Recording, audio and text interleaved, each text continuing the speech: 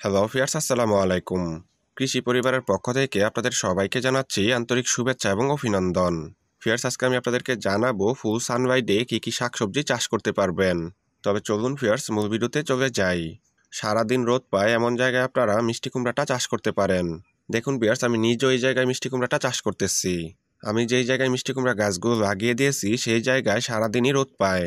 তাই আপনারাও সারাদিন রোদ পায় এমন জায়গায় মিষ্টি কুমড়াটা চাষ করতে পারেন। মিষ্টি কুমড়া গাছের বয়স যখন 15 থেকে 20 দিন হবে তখনই অল্প পরিমাণ করে সার দিবেন। আমি এখনও আমার এই গাছগুলোর মধ্যে তেমন কোনো পরিচর্যা করিনি। আমি কিছুদিনের ভিতর এই গাছের মধ্যে পরিচর্যা করে দিব।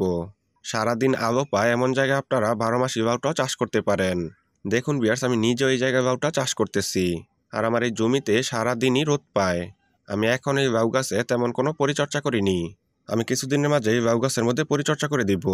আপনাদের লাউ গাছের বয়স যখন 15 থেকে 20 দিন হবে তখনই অল্প পরিমাণ করে সার দিবেন। এতে করে লাউ গাছগুলো খুব দ্রুত বড় হবে। আর একটা নির্দিষ্ট সময়ের ভিতরে প্রচুর পরিমাণ ফলন আসবে। তাই অবশ্যই আপনারা গাছে সময় মতো পরিচর্যা করবেন।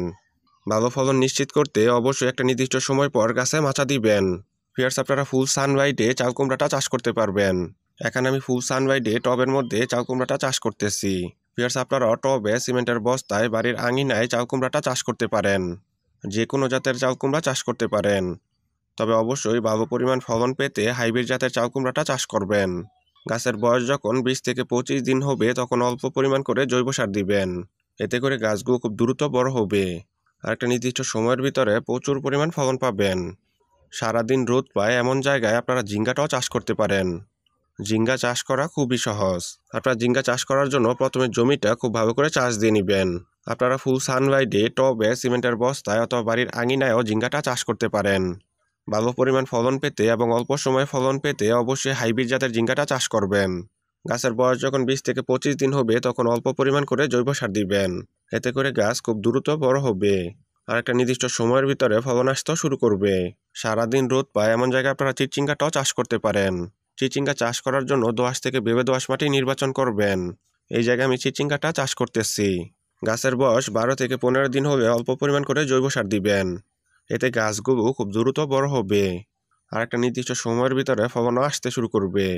ফিয়ার্স, আপনারা ফুল সানলাইটে কাঁকরোলটা চাষ করতে পারবেন। কাঁকরোলটা আপনারা খুব সহজেই চাষ করতে পারবেন। কাঁকরোল চাষ করার জন্য আপনারা প্রথমেই মূলটা সংগ্রহ করে নেবেন। আর যদি মূল না পান তবে অবশ্যই বীজ সংগ্রহ করবেন।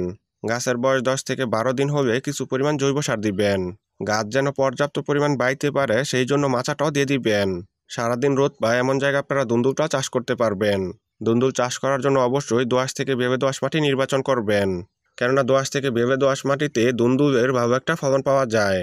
তাই অবশ্যই আপনারা এই মাটিতে দুন্দুলটা চাষ করবেন। দেখুন ভিউয়ার্স, এই জায়গায় আমি দুন্দুলটাও চাষ করতেছি। আমি ফুল সানলাইটে দুন্দুলটা চাষ করতেছি। এই সবজিগুলো ফুল সানলাইটেই চাষ করা যায়। আপনারাও চাষ করতে পারেন। তবে দুন্দুল গাছের বৃদ্ধি নিশ্চিত করতে অবশ্যই সময় মতো মাচাটা দিয়ে দিবেন। এতে করে গাছগুলো খুব ভালো করে বাইতে পারবে। যেখানে 4 থেকে 6 ঘন্টা রোদ পায় সেই জায়গায় আপনারা শশাটাও চাষ করতে পারবেন। ফিয়ার্স, অবশ্যই আপনারা হাইব্রিড জাতের শশাটা চাষ করবেন। এতে করে দ্রুতই ফলন পাবেন। আমি এই জায়গায় টবের মধ্যে শশাটা চাষ করতেছি।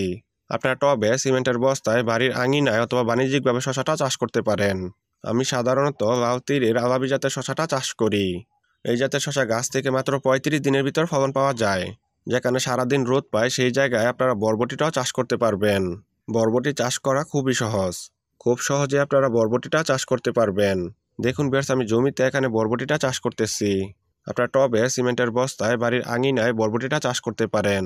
আবার আপনারা চাইলে বাণিজ্যিকভাবেও বরবটিটা চাষ করতে পারবেন। বরবটি গাছের বয়স যখন 10 থেকে 12 দিন হবে তখন অল্প পরিমাণ করে জৈব সার দিবেন। এতে বরবটি গাছগুলো খুব দ্রুতই বড় হবে। আর একটা নির্দিষ্ট সময়ের ভিতরে ফলনও আসতে শুরু করবে।